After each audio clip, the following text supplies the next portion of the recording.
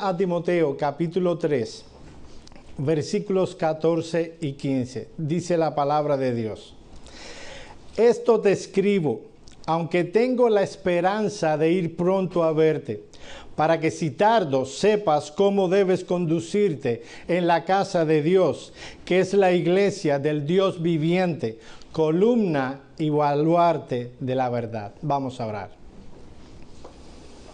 Padre nuestro que estás en los cielos, nosotros te alabamos y te exaltamos por la obra que tú estás haciendo en Tabernáculo Metropolitano acá en Orlando.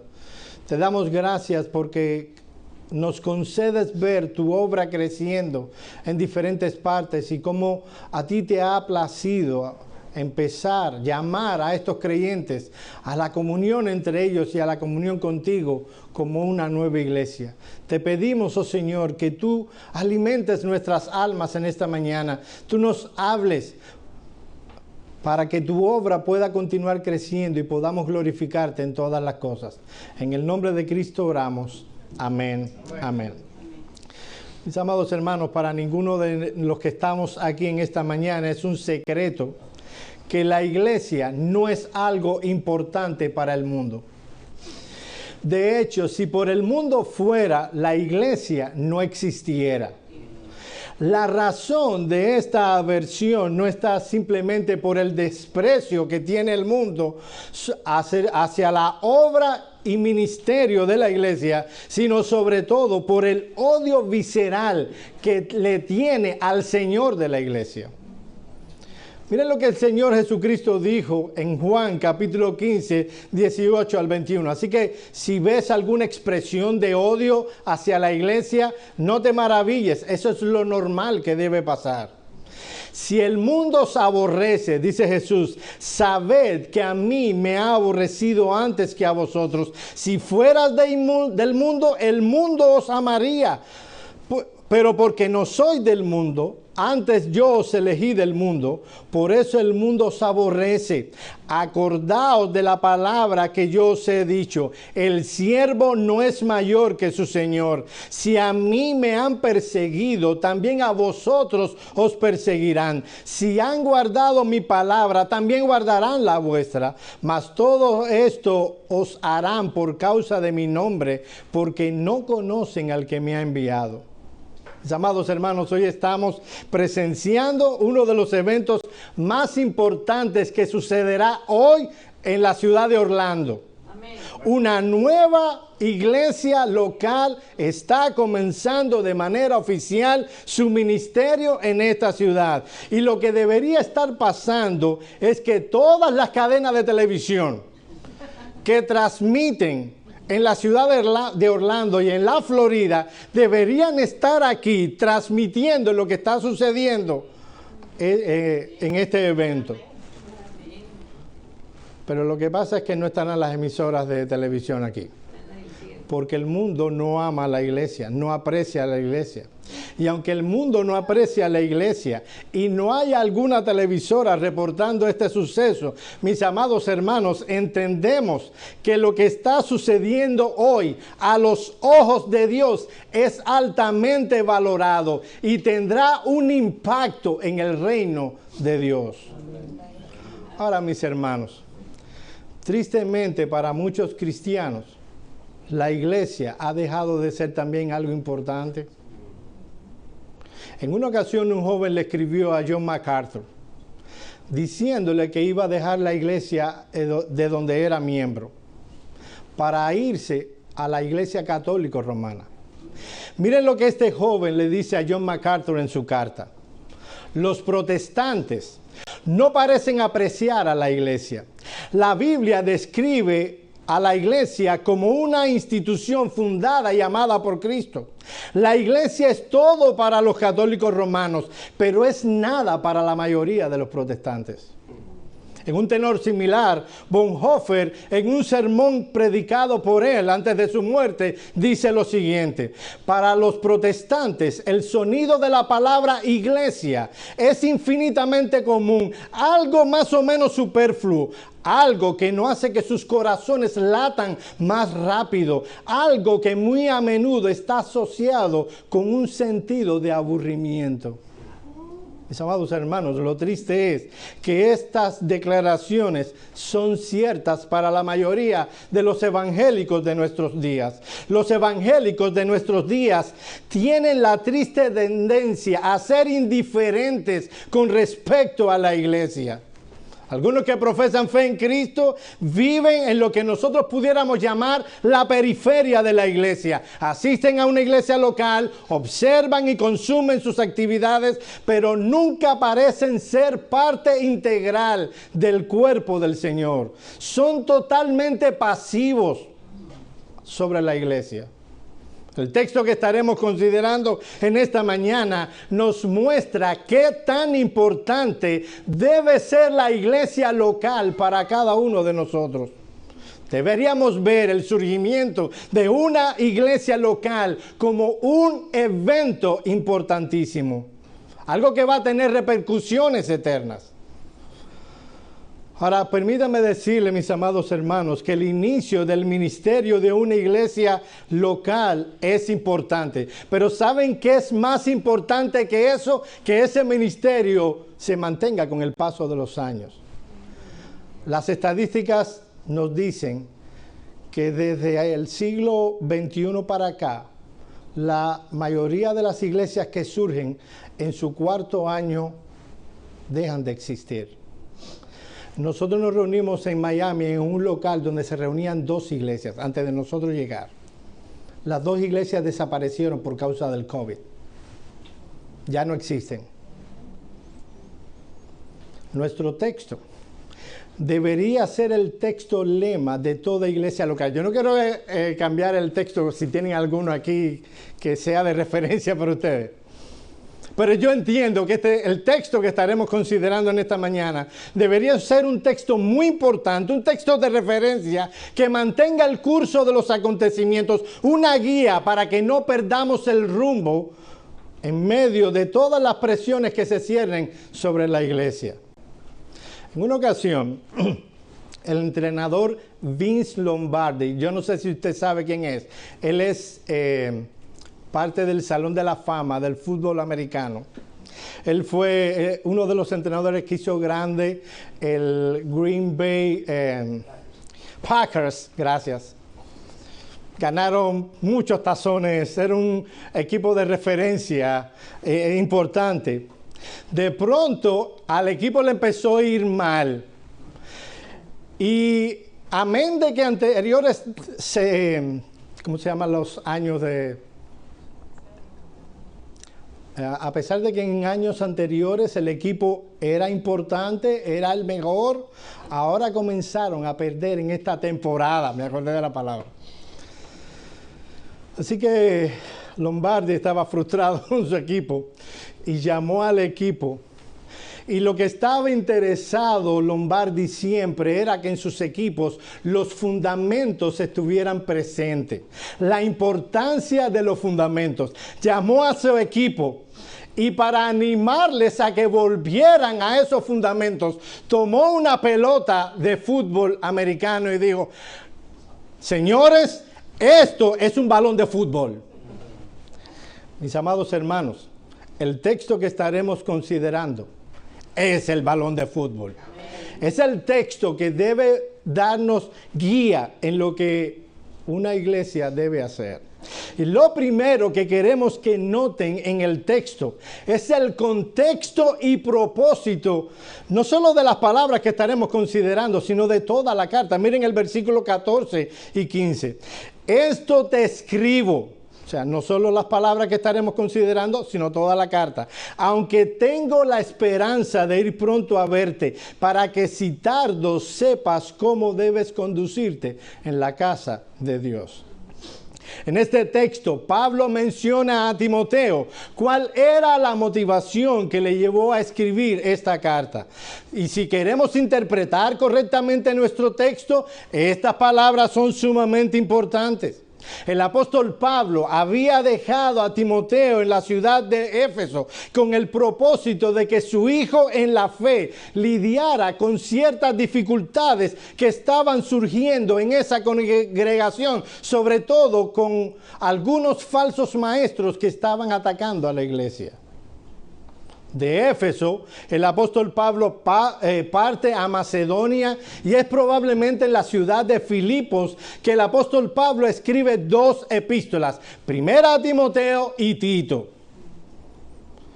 Lo que tenía en mente a la hora de escribir estas cartas es que Timoteo, un joven pastor, supiera cómo debían ser las cosas en el contexto de la iglesia.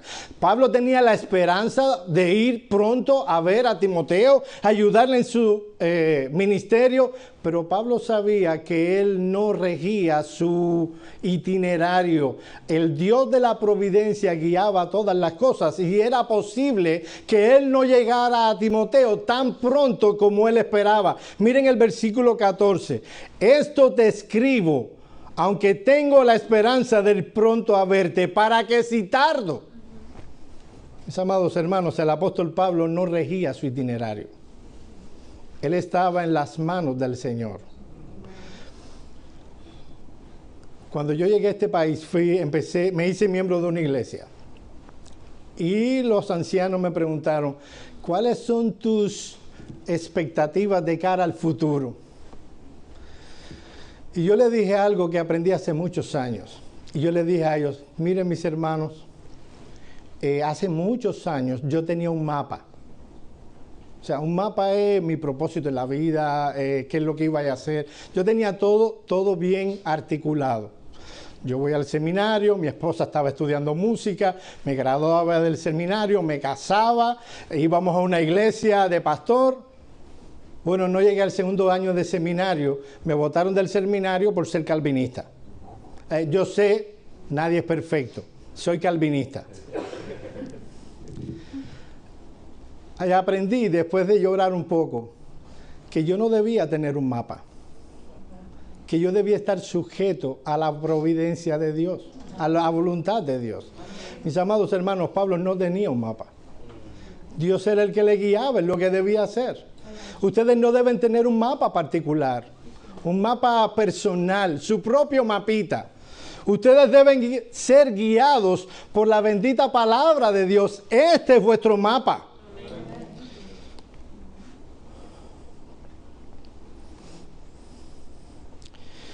El texto que nosotros tenemos delante, el apóstol Pablo está diciéndole, mira mi hermano, yo te escribo estas cosas para que tú sepas cómo debes ser las cosas en el contexto de la iglesia. Y nosotros vivimos en un mundo, mis amados hermanos, donde las personas nos dicen, mira, hay que darle libertad al espíritu. Mira, no debemos ser tan rígidos, no debemos hacer las cosas tan estructuradamente, tan ordenadas. Hay que darle la libertad al espíritu. Y lo que está detrás de eso es que muchos están negando los principios de la escritura para seguir los dictados de su propio corazón. El apóstol Pablo le está diciendo a Timoteo, te escribo estas cosas para que nunca tengas la necesidad de guiarte, de seguir los dictados de tu propio corazón, sigas la verdad y la enseñanza apostólica. Si tú ves el texto en griego, tú verás que literalmente el apóstol Pablo está diciéndole, te escribo para que sepas cómo es necesario que te comportes. Nosotros vemos en español, sobre todo si tienes la Reina Valera, no recuerdo ahora cómo lo dice la Biblia de las Américas, tú ves que dice cómo debes comportarte. Y algunos cuando ven la palabra debes allí, es como cuando tu esposa te dice, mi hermano, nosotros deberíamos irnos a Punta Cana de vacaciones. Bueno, ahí no está hablando de algo necesario, está hablando de un deseo. Mis amados hermanos, de lo que está hablando aquí el apóstol Pablo no es de un buen deseo. No es ni siquiera del mejor de los deseos, es algo necesario. La palabra griega que se traduce al español debes es dei, significa algo necesario, algo imprescindible. Era una norma que Timoteo debía seguir de cómo debían ser las cosas en el contexto de la iglesia. Él no tenía que seguir las inclinaciones de su propio corazón. Él tenía que seguir obligatoriamente la enseñanza apostólica. Esa palabra conducirse es la traducción de un término griego que habla de una norma segura que guía la conducta. En otras palabras, lo que le está enseñando Pablo en 1 Timoteo es cómo debían hacerse las cosas en el contexto de la iglesia. Mis amados hermanos, nunca en la historia Dios ha dejado que su pueblo haga las cosas como le parece. Tan lejos como Deuteronomio capítulo 4, versículo 1 y 2.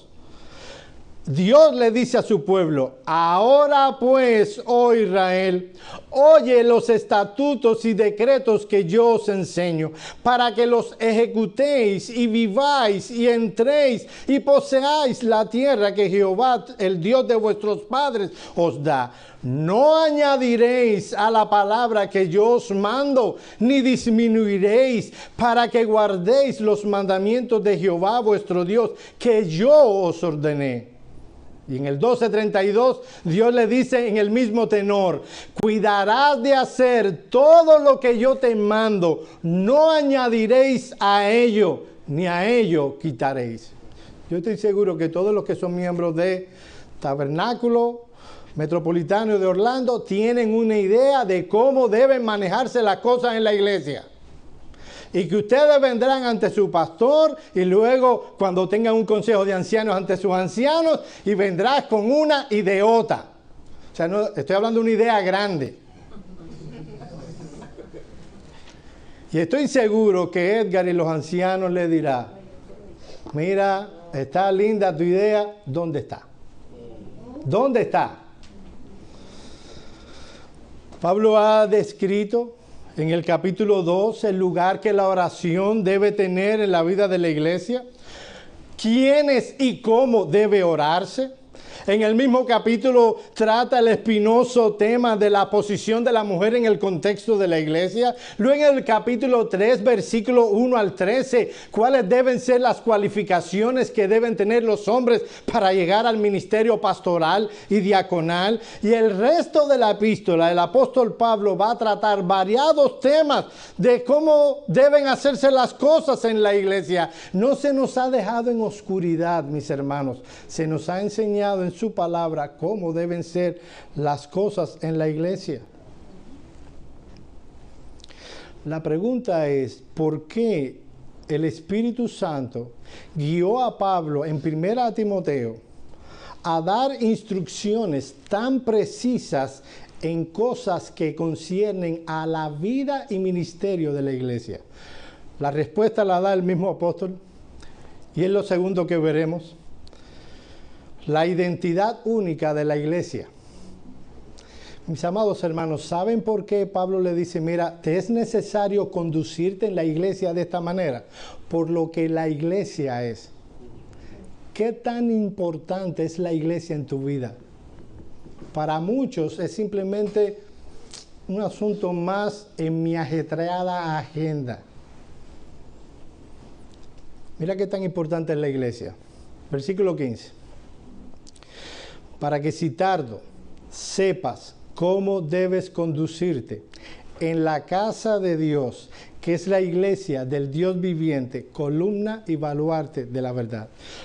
Antes de considerar los calificativos acerca de lo que es la iglesia, la identidad de la iglesia, yo quiero, no quiero dar por sentado que todos entendemos el término iglesia de la misma manera. Muchas veces hay personas que entienden el término iglesia como un local grande donde las personas van a reunirse y cantar o escuchar un sermón. Cuando la Biblia toma el término iglesia en términos completamente diferentes. No estamos pensando en un edificio, tampoco estamos pensando en una denominación.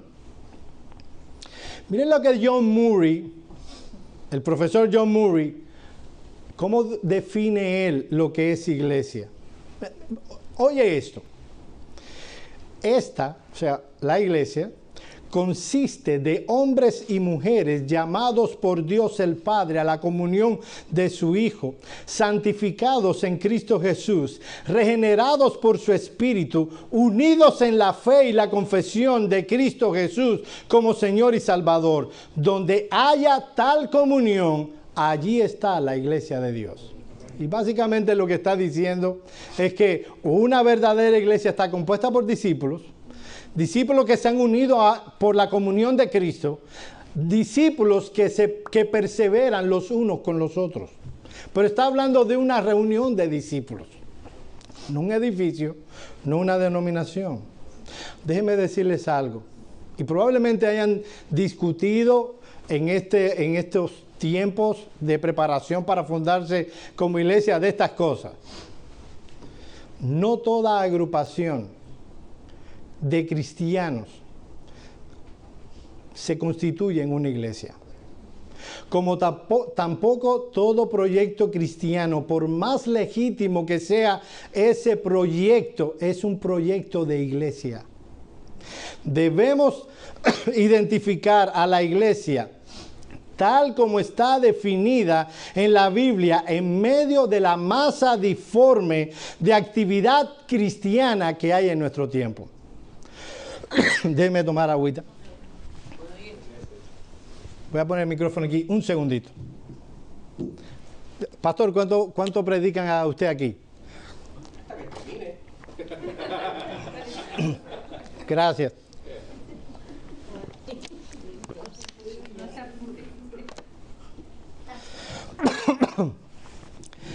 Le pregunto, una vez Sugel fue a una iglesia en Cuba. Yo sé que eso nada más que pasa en Cuba. Y le pregunta al pastor, pastor, ¿cuánto tiempo tengo para predicar? ¿Saben quién respondió? La esposa del pastor. Yo sé que eso no pasa aquí. Y la esposa del pastor le dice, mi hermano, usted puede predicar todo lo que usted quiera. A las 9 nosotros nos vamos. Así que gracias por decir hasta que termine. Mis amados hermanos, hay una cantidad excesiva de personas que tienen sus conciencias equivocadas, sedadas por estar involucradas en una actividad cristiana, pero no tienen comunión con la iglesia como aparece en las Escrituras. ¿Cómo define o describe el apóstol Pablo, inspirado por el Espíritu Santo, a la iglesia? En primer lugar, nos dice, mira qué tan importante es esto, mis hermanos, es para brincar de alegría. Pablo dice que la iglesia es la casa de Dios. Amén. Esto te escribo, aunque tengo la esperanza de ir pronto a verte, para que si tardo sepas cómo debes conducirte, cómo deben ser las cosas en la casa de Dios. Lo primero que vemos en nuestro texto es que la iglesia es donde Dios mora. En el Antiguo Testamento, en el Antiguo Pacto, Dios moraba, y lo que está queriendo decir es que Dios manifestaba su presencia especial, primero en el tabernáculo, antes en el Edén y luego en el templo. Vamos a decirlo cronológicamente. Primero en el Edén, luego en el tabernáculo y luego en el templo de Jerusalén. En una ocasión estaba sentado el Señor Jesús con la mujer samaritana. Y Jesús quiere compartirle el evangelio a esta mujer. Y le dice, tráeme a tu marido, yo te voy a dar el agua de vida. ¿Recuerdan el texto? La mujer muy inteligente como son las mujeres, quería zafarse de esa conversación tan engorrosa y quiere traer a Jesús a una discusión teológica.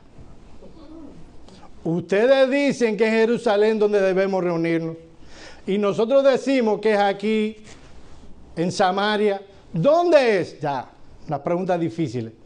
Ahí lo que esperaba la mujer samaritana es que, ¿cómo se llama en YouTube cuando uno... cuando uno toma lo que alguien dijo y reacciona. Reacciona en YouTube, Jesús. Ahora, Jesús le dice, mujer, créeme, la hora viene y la hora es cuando Dios no solo se va a manifestar en Jerusalén o aquí, sino que en todo lugar donde Él sea adorado en espíritu y en verdad, Él va a manifestarse. Mis amados hermanos, ¿saben el lugar especial, esencial, donde Dios va a manifestar su presencia especial? Es en la iglesia. Es en ese sentido que la iglesia es la casa de Dios. Es donde Dios mora, es donde Dios va a manifestar su presencia especial. Cada primer día de la semana, cuando ustedes se reúnan aquí, Dios hará presencia en este lugar. Amén. Es para brincar de gozo. Amén. A veces vienen personas y me dicen, no, porque mira, en esa iglesia yo no siento la presencia de Dios. O sea, usted no va a encontrar eso en la Biblia. No hemos sido llamados a sentir la presencia de Dios. El asunto de la presencia no es un asunto de sentimientos, es un asunto de fe. Jesús ha prometido estar con los suyos todos los días hasta el fin del mundo. Y Él ha prometido, al ser la iglesia su casa, que Él haría su presencia especial. Mi amado hermano, déjame decirlo de esta manera. Allá en Cuba, no sé aquí si está el dicho este, pero cuando se va a la playa y regresamos cansados y los niños están irritados del cansancio del día y se ponen, los papás le dicen esta broma a los hijos. ¡Vamos para la playa! Venimos de la playa. ¿Sabes qué? Mucha gente va al culto de adoración. ¡Vamos para la playa! Cuando tal vez debiera ser la reacción diferente. Vamos a buscar un texto que nos habla de Dios manifestando su presencia especial. Isaías capítulo 6. Mis amados hermanos, usted no verá querubines y serafines aquí los domingos. Pero esto es lo que pasa. Pero vamos a ir primero. Isaías 6. Miren la reacción de un hombre que está en la presencia misma de Dios. Cómo él reacciona, cómo él se mueve, cómo él piensa, porque él está delante del Creador. Cuando vayamos a otros textos, veremos que ese es el Señor Jesucristo. Pero miren esta historia. Versículo 1. En el año que murió el rey Usías, vi yo al Señor sentado sobre un trono alto y sublime, y sus faldas llenaban el templo. Ahí estaba Isaías en el templo. Por encima de él había serafines, cada uno tenían 6 alas. Con 2 cubrían sus rostros, con 2 cubrían sus pies, y con 2 volaban. Y el uno al otro daba voces diciendo, Santo, Santo, Santo, Jehová de los ejércitos, toda la tierra está llena de su gloria. Y los quiciales de las puertas se estremecieron con la voz del que clamaba, y la casa se llenó de humo. Entonces dije, ¡ay de mí! Que soy muerto, porque siendo hombre inmundo de labios, habitando en medio de pueblos que tienen labios inmundos, han visto mis ojos al Rey Jehová de los ejércitos. Wow, esta es la reacción de un hombre que está en la presencia de Dios. ¡Ay de mí! Déjeme decirte que gracias a Cristo, nosotros podemos estar en la presencia de Dios, pero esa debe ser exactamente la reacción tuya y mía. Oh, no, Joel, pero eso es un texto del Antiguo Testamento. No, hijo, no. Aquí se nos ha dado libertad para entrar al lugar santísimo, sin preocupación. Nuestro Dios es más blandito. Yo quiero que comparen ese texto con Hebreos capítulo 12. Vamos allá. Hebreos capítulo 12. Y luego me dirá si es más flojito lo de nosotros que lo de Isaías o lo de los hebreos en el monte de Sión. Hebreos capítulo 12, a partir del versículo 18. Y mis hermanos, yo sé que nosotros le pasamos estos textos cuando leemos nuestras devociones privadas a millón. Miren este texto. Hebreos 12, 18. Y aquí lo que está hablando es también de la presencia de Dios en la adoración pública. Hebreos capítulo 12, a partir del versículo 18. Porque no os habéis acercado al monte que se podía palpar y que ardía en fuego, a la oscuridad, a las tinieblas y a la tempestad, al sonido de trompeta y a la voz del que hablaba, la cual los que la oyeron rogaron que no se les hablase más, porque no podían soportar lo que se ordenaba. Si aún una bestia tocar el monte, será apedreada y pasada por dardo. Y tan terrible era lo que se veía, que Moisés dijo: estoy espantado y temblando. ¡Wow! ¡Qué bueno! Nosotros no nos hemos acercado a eso. Nosotros estamos en algo más light. Versículo 22. Sino que os habéis acercado al monte de Sión, a la ciudad del Dios vivo, a Jerusalén la celestial, a la compañía de muchos millares de ángeles, a la congregación de los primogénitos que están inscritos en los cielos, a Dios el Rey, el juez de todos, a los espíritus de los justos hechos perfectos, a Jesús, mediador del nuevo pacto, y a la sangre rociada que habla mejor que la de Abel. A eso nos acercamos cada domingo en el día del Señor. Estamos en la misma presencia de Dios. Amén. Lo de nosotros está por encima de ellos muchísimo más. Esa es la razón por la que concluye el escritor de los Hebreos en el versículo 25 con estas palabras: mirad que no desechéis al que habla, porque si no escaparon aquellos que desecharon al que los amonestaba en la tierra, mucho menos a nosotros si desecháremos al que nos amonesta desde los cielos.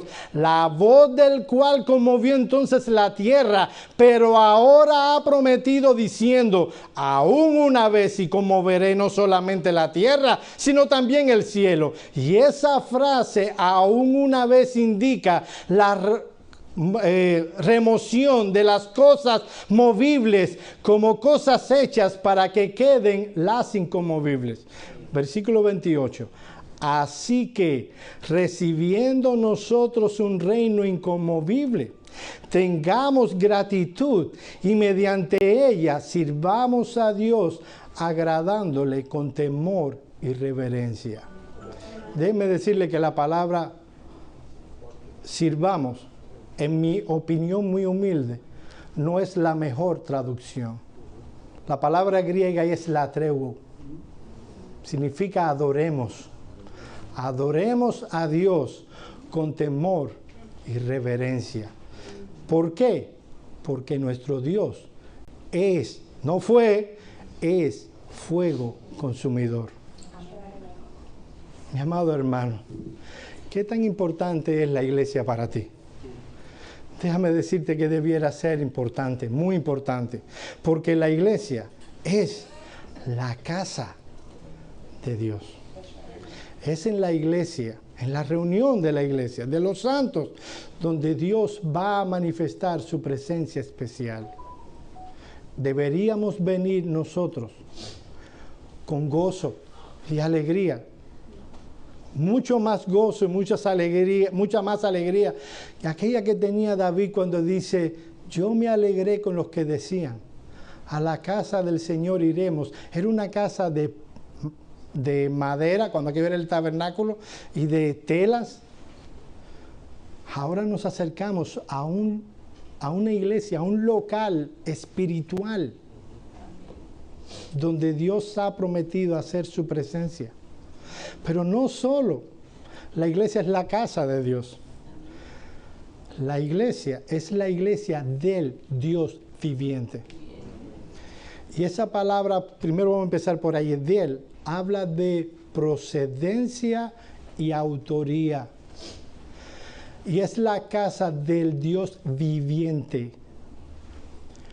Timoteo estaba en Éfeso. Y ahí estaba una de las grandes maravillas del mundo antiguo, el templo a la diosa Diana. Y a diferencia de Diana, que era un dios muerto, que tenía ojos pero no ve, boca pero no hablan, pies pero no andan, el Dios a quien los creyentes de Éfeso adoraban era el Dios vivo. El Dios vivo y verdadero. Por eso dice Jeremías en Jeremías 10:10, mas Jehová es el Dios verdadero, el Dios vivo y Rey eterno. Es a ese Dios a quien tú y yo cada domingo venimos a adorar en este lugar. Venimos a adorar al Dios verdadero. Mis amados hermanos, ¿no debería cambiar eso la manera en que tú y yo adoramos aquí? No, es que yo no he visto a los ángeles y arcángeles. No, tú no necesitas eso. Tú has visto por la fe la obra del Señor Jesucristo. Eso es mucho más que ver arcángeles.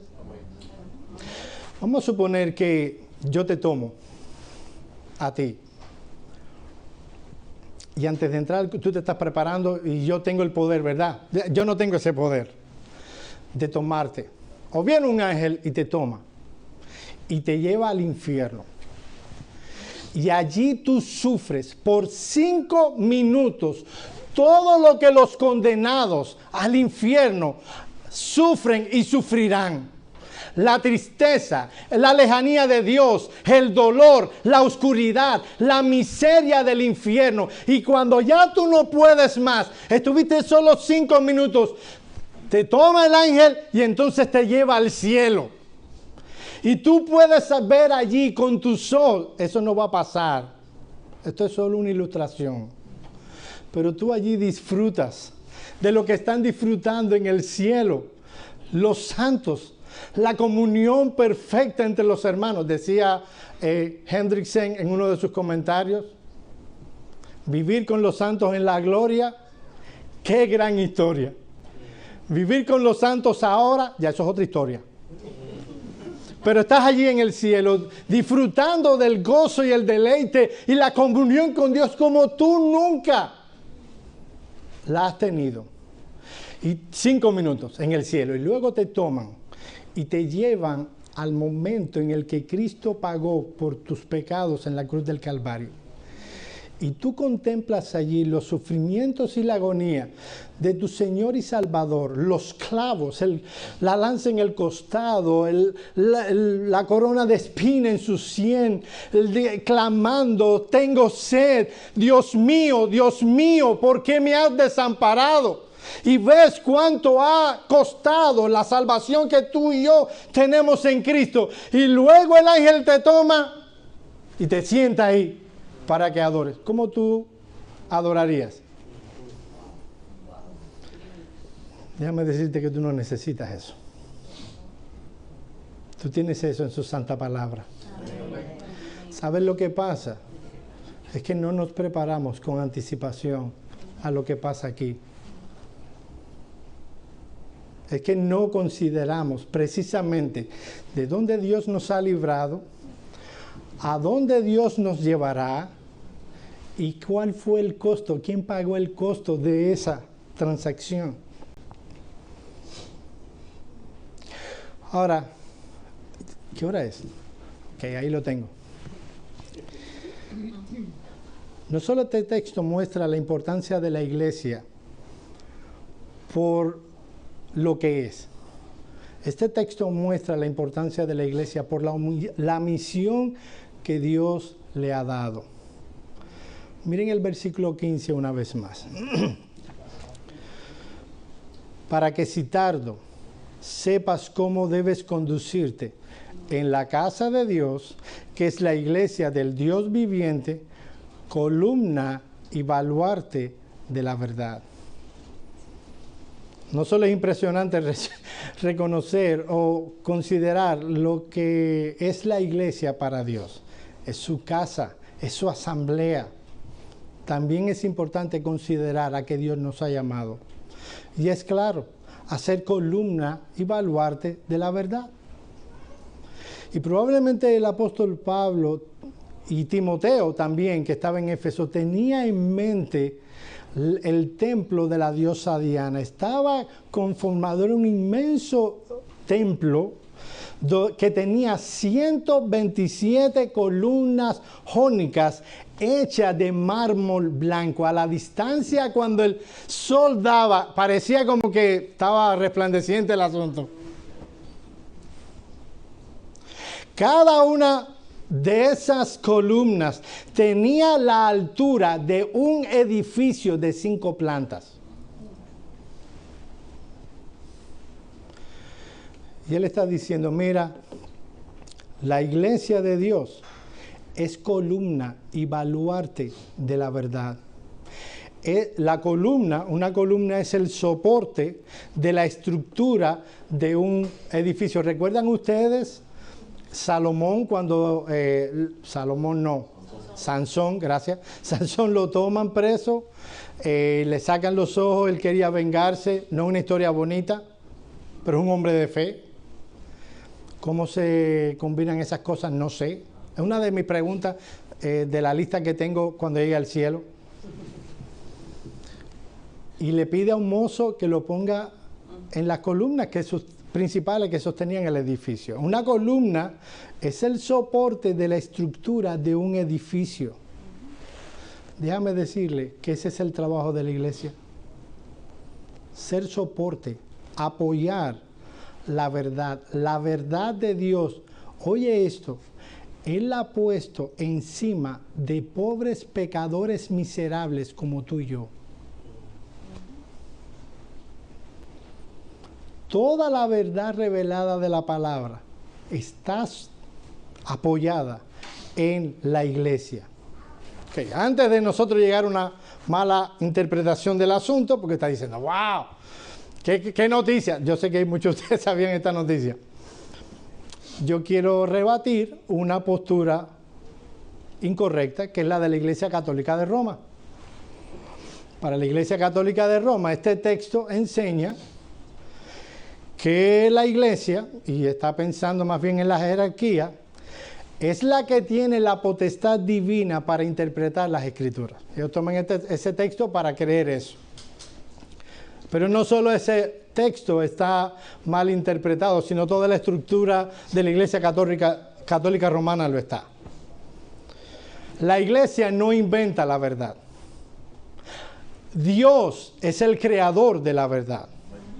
Y está sostenido por la iglesia en el sentido de que la iglesia es la institución que tiene la función de defender, cuidar y proclamar la verdad que ya Dios ha revelado en su palabra.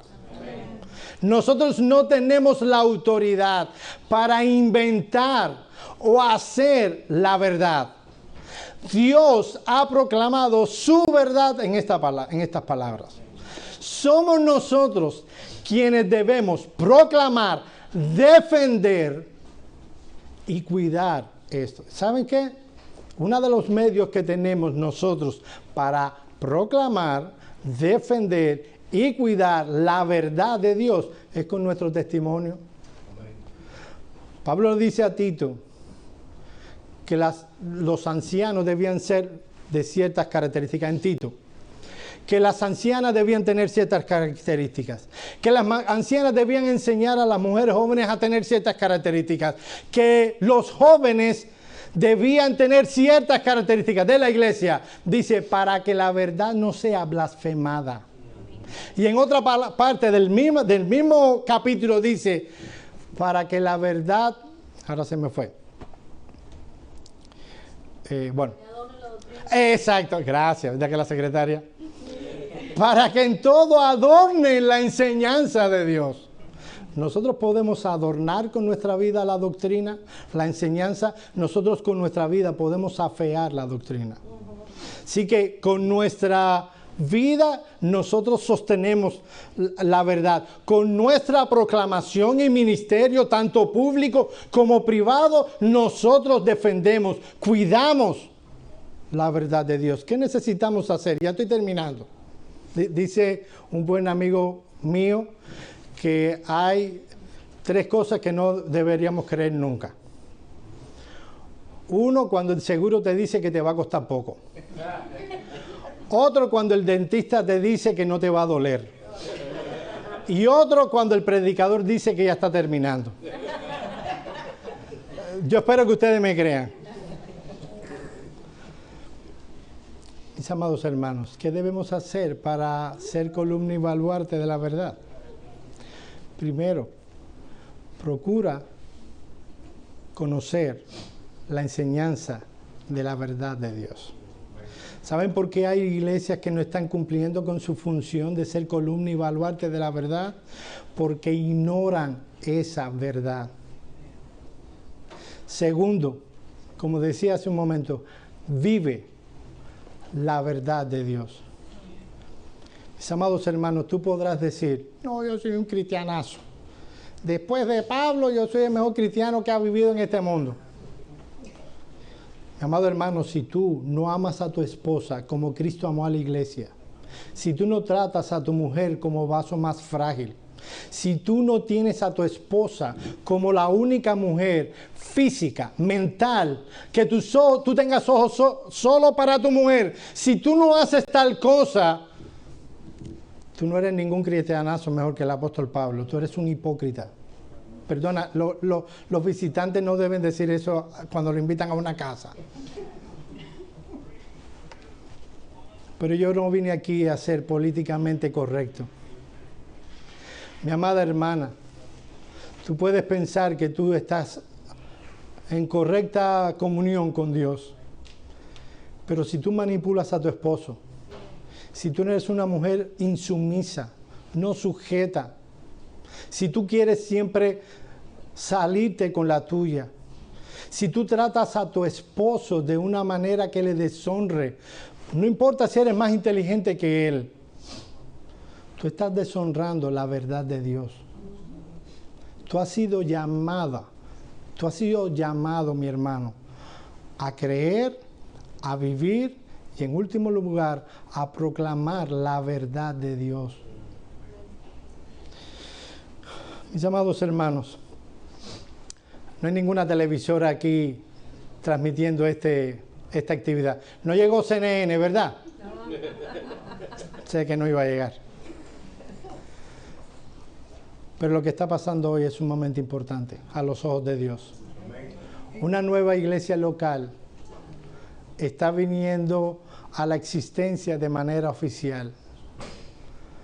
Dios les permita tener este texto delante de ustedes y que los ayude y los guíe a nunca perder el rumbo. ¿Saben qué? Ustedes tienen un tremendo nombre. Tabernáculo Metropolitano. ¿Saben qué? La iglesia Tabernáculo Metropolitano de Londres vino su existencia en el siglo XVII. Todavía hoy, más de 300 años después, esa iglesia sigue fiel proclamando el Evangelio. Será mi oración que a menos que el Señor venga antes, Dios lo quiera, ustedes de aquí a 300 años yo no estaré, yo no voy a predicar en ese sermón, ustedes puedan ser fieles al Señor hasta ese tiempo. Que Dios les conceda eso. Vamos a orar.